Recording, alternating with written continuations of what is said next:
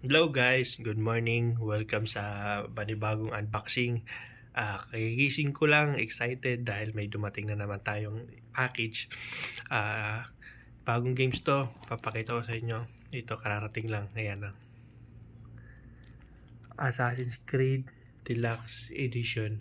So, napaaga to kasi nga meron akong kaibigan na nakuhanan. So, i-unbox po natin. Tingnan natin kung anong loob nito. Okay.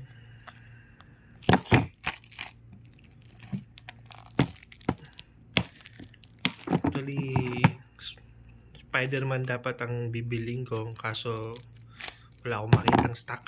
Puro digital, wala pang physical. So, ito muna. Assassin's Creed Mirage. So, yan guys. Bali, ano siya, 30 GB lang, minimum. One player. Tingnan natin kung anong loob.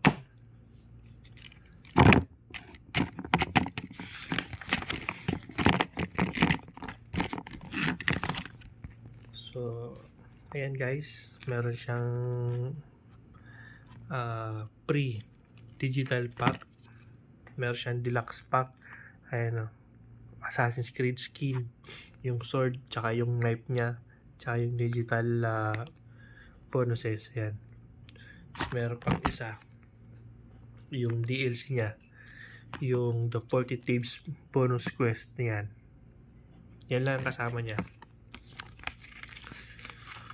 Walang sticker. Yan lang. Belt lang. Tapos ayan. Yan lang.